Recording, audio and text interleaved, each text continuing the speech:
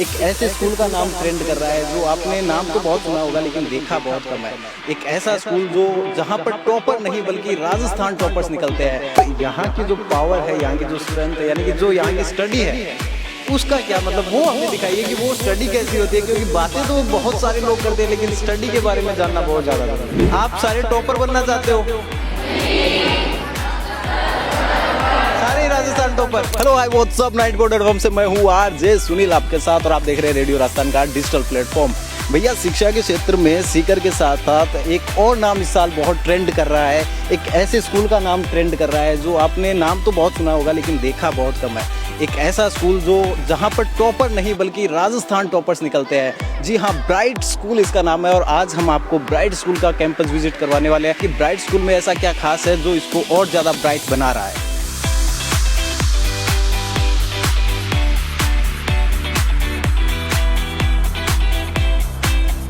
और अभी हम एंटर कर चुके हैं ब्राइट स्कूल के उस पावरफुल कैंपस में जिसकी पढ़ाई नहीं इसका रिजल्ट बोलता है। और हमारे साथ हैं सुरेश जी सर जो हमें स्टेप बाय स्टेप पूरा कैंपस विजिट करवाने वाले हैं। सर सबसे पहले तो हम रिसेप्शन की बात करते हैं। तो ये जो अपना ब्यूटीफुल रिसेप्शन है तो यहाँ पर क्या क्या प्रोसेस होती है, पहले तो इसके बारे में बताइए। सबसे पहले तो मैं ये बताऊं कि आप अभी ब्राइट स्कूल के इंग्लिश मीडियम आरबीएससी के कैंपस में खड़े हो।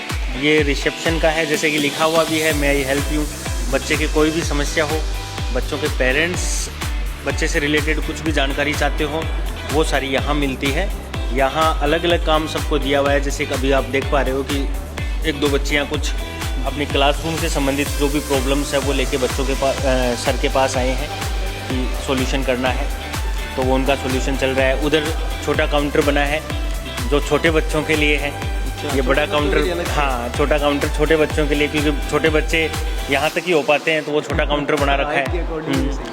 अब इन काउंटर्स पे ऐसा नहीं है कि केवल बच्चों के प्रॉब्लम हो, वो बच्चे आए यहाँ जिन बच्चों के प्रॉब्लम्स हैं वो बच्चे तो आते ही आते हैं। साथ में हम भी यहाँ से एक पूरी टीम बिठा रखी है जो हर बच्चे का पर्सनल केयर करती है। किसी बच्चे के किसी सब्जेक्ट में मार्क्स कम आए हैं या उसका कम्युनिकेशन सही नहीं चल रहा है, उस तरह की जो भी रिपोर्ट हम लोग पेरेंट्स को देते हैं उससे पहले हम एक बार बच्चे से बुला के बात करते हैं, समझाते हैं कि इस तरीके से आपको अपने बिहेवियर में चेंजेस करना है ताकि आगे दिक्कतें न हो। बिल्कुल सर। अब जैसे रिसेप्शन पे अपन आते हैं तो रिसेप्शन को देखते हैं लेकिन साथ में एक डाउट मन में रह जाता है कि ये जो इतने बड़े बड़े चैम्बर्स इधर और इस साइड में भी इतने बड़े बड़े चैम्बर्स बनाए हुए हैं, तो ये चैम्बर्स किस लिए होते हैं, इसमें क्या क्या ऑपरेट होता है सिस्टम? आप देखोगे कि अलग अलग काम को हमने डिवाइड कर रखा है, ठीक है।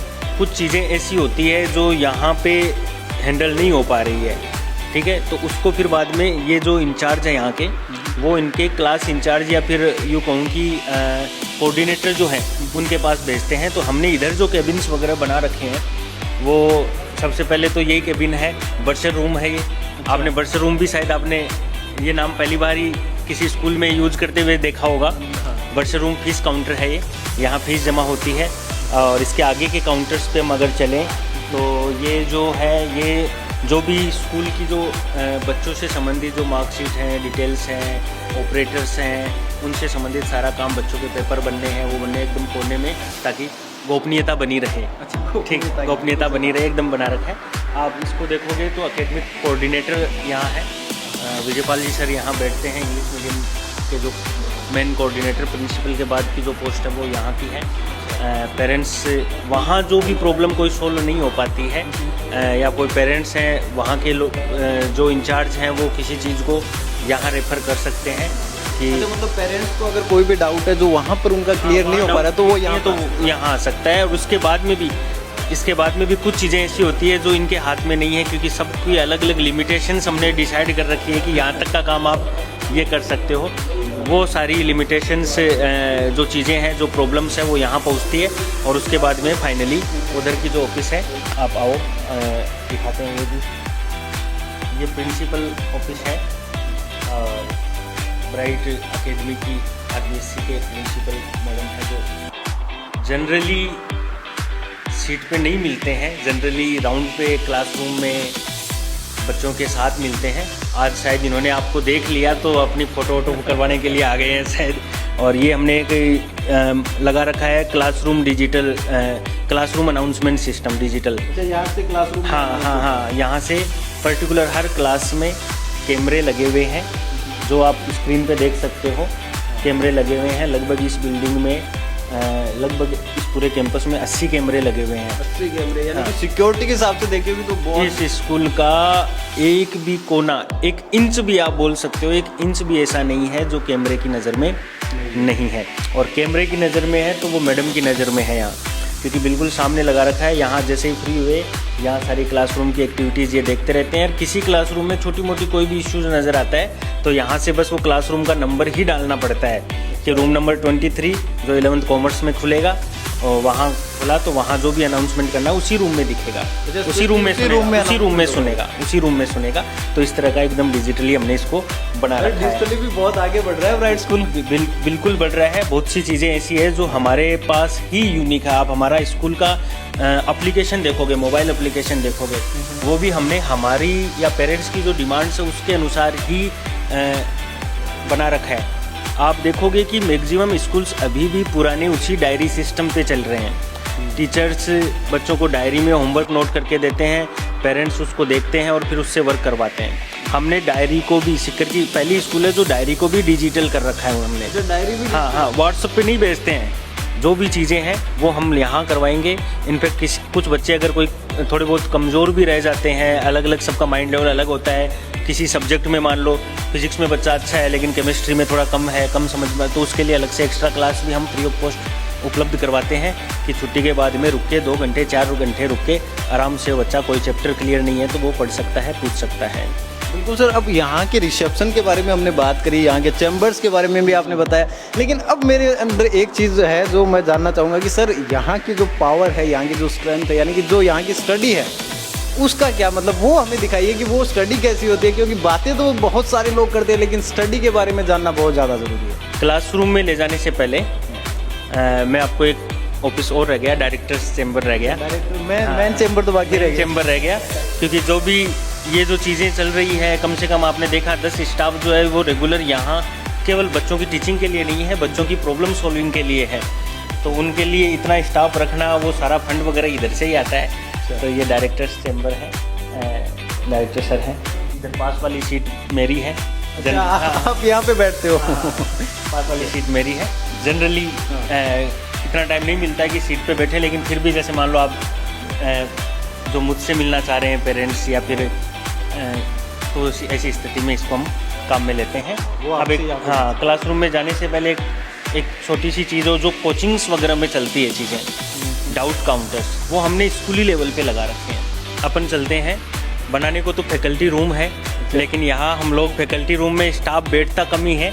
जो भी टीचर्स फ्री हैं वो जिन बच्चों को कोई विशेष डिमांड होती है, विशेष डाउट होते हैं, वो पूछने के लिए बुला लेते हैं, या बच्चे भी स्पेशली पूछ सकते हैं। जो मैं बता रहा था कोचिंग्स वगैरह में जो डाउट काउंटर का जो सिस्टम है वो हमने स्कूली लेवल पे लगा रखा है। किसी बच्चे को कोई प्रॉब्लम किसी टॉपिक में है, क्लासरूम में वो अगर नहीं पूछ पा रहा है तो स्टाफ से, टीचर से टाइम लेकर फैकल्टी रूम में यहाँ पर आके, हाँ, फैकल्टी रूम में फेस टू फेस पूछ सकता है।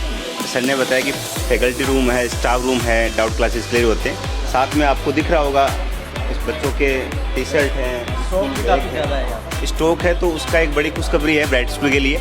एडमिशन की जो स्पीड है वो ऐसे मानो अब तक की सर्वश्रेष्ठ स्पीड है, तो उसको देखते हुए अपने पहले स्टॉक में इनके लिए जो भी बच्चों की यूनिफॉर्म है, बैग है, वो अपने यहीं रखा, स्टॉक फुल हो चुके हैं। तो रूम जो है वो फुल है, तो एक्स्ट्रा और एक्स्ट्रा भाई इतने जो पहले जो मटेरियल का जो ऑर्डर था वो जितना था वो लगभग 3 गुना हमने बढ़ा के ये काम करवाया है। ये सारा इस साल के रिजल्ट से इतना प्रभाव पड़ गया। बिल्कुल बिल्कुल बिल्कुल। राजस्थान में, पूरे राजस्थान में साइंस में टॉप करना ही बहुत बड़ी बात है, और उसमें भी अगर 2-2 बच्चे अगर एक साथ टॉप करें, राजस्थान को टॉप करें, तो ये चीज़ें तो ये चीज़ें तो अपेक्षित थी कि ऐसा तो होना ही है।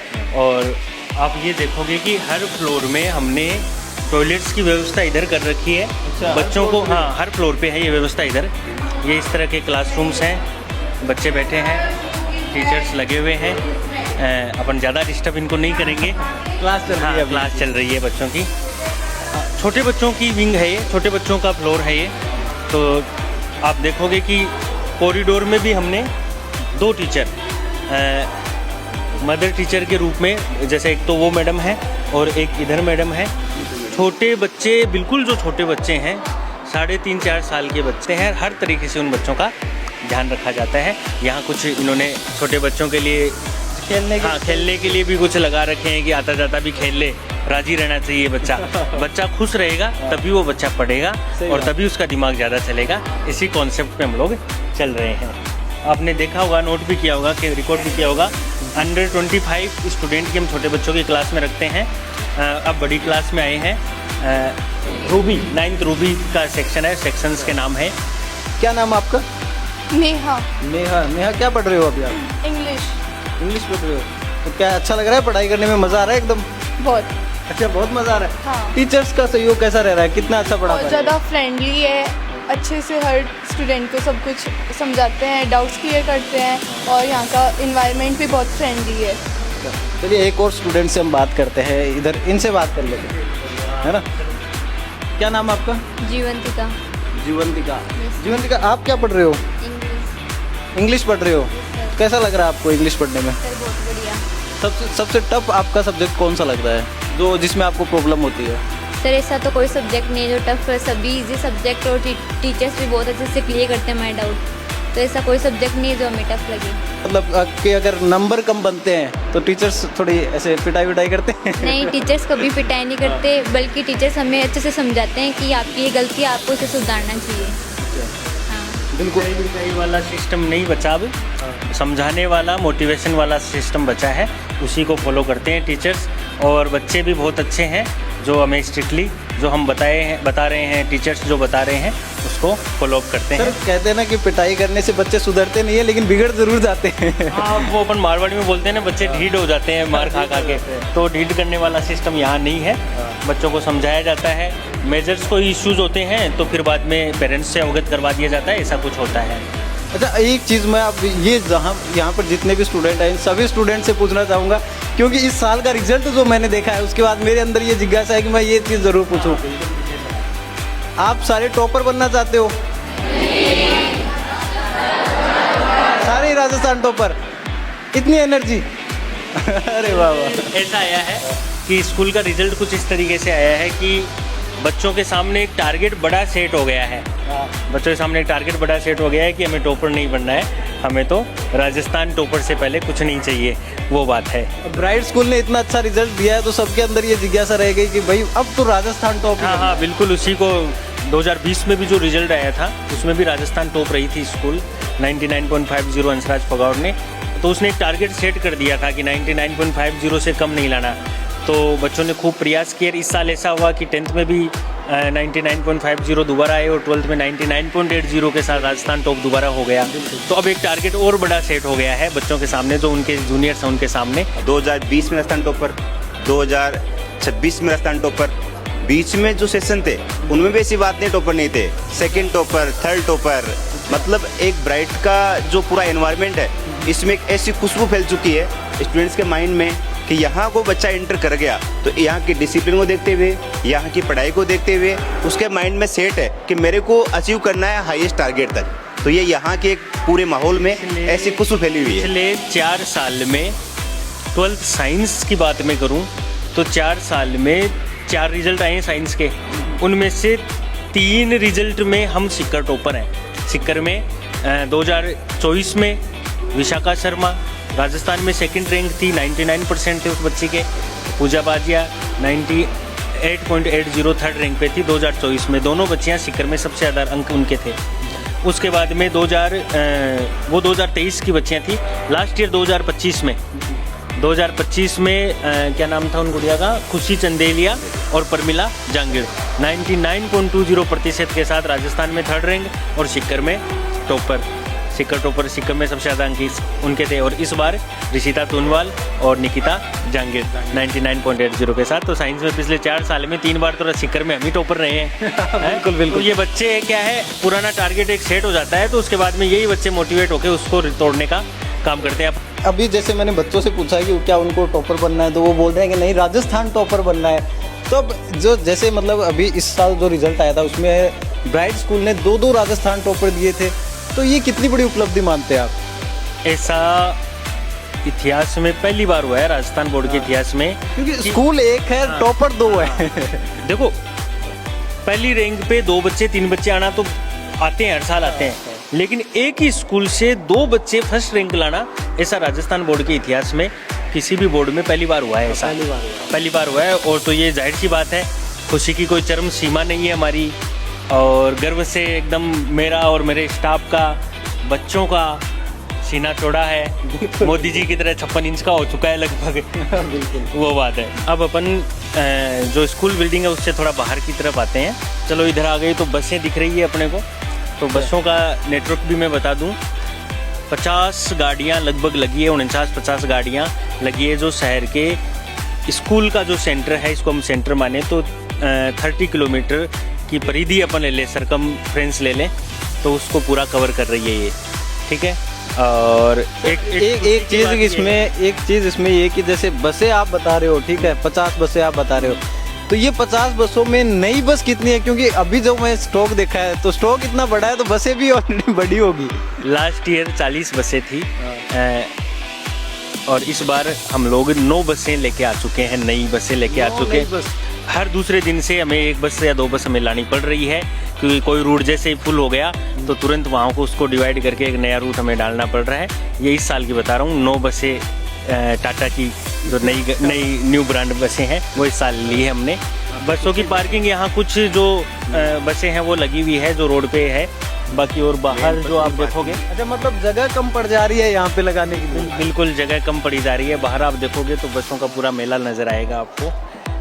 बड़ा कैंपस होते हुए भी अपने बसों की पार्किंग पूरा बाहर। हाँ, बसों की पार्किंग पूरी बाहर ही हो रही है, अंदर नहीं हो रही है। और गार्डन की बात करें तो अच्छा सा ठीक ठाक सा हमने गार्डन भी मेंटेन कर रखा है।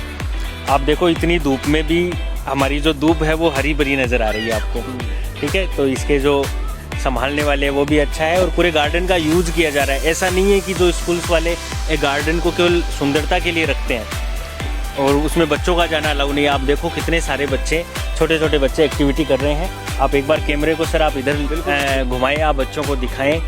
छोटे छोटे बच्चे हैं जो बिल्कुल, आप देखो इनमें 4-5 साल के बच्चे नज़र आएंगे आपको, जो बिल्कुल अलग अलग एक्टिविटी, ये अपने झूलों में व्यस्त हैं, वो उधर उछलने कूदने में व्यस्त हैं। उधर आगे की तरफ आप देखोगे तो छाँव में वो बैठ के जो गेम खेलने जाते हैं वो खेले जा रहे हैं। उधर खो खो का ग्राउंड बना हुआ है वो खेले जा रहे हैं। तो यहाँ पर मतलब छोटे ही नहीं, बड़ों के लिए भी बास्केटबॉल की जो मैंने वो देखा है, बड़े के लिए वॉलीबॉल का जो है, खो खो का ग्राउंड है, उधर आगे कबड्डी का ग्राउंड है। इनके लिए अलग अलग कबड्डी का ग्राउंड भी है। हाँ, कबड्डी का ग्राउंड भी है। इनके लिए अलग अलग कोचेज भी है जो उनकी अपनी देखरेख में उन बच्चों को तैयार करते हैं।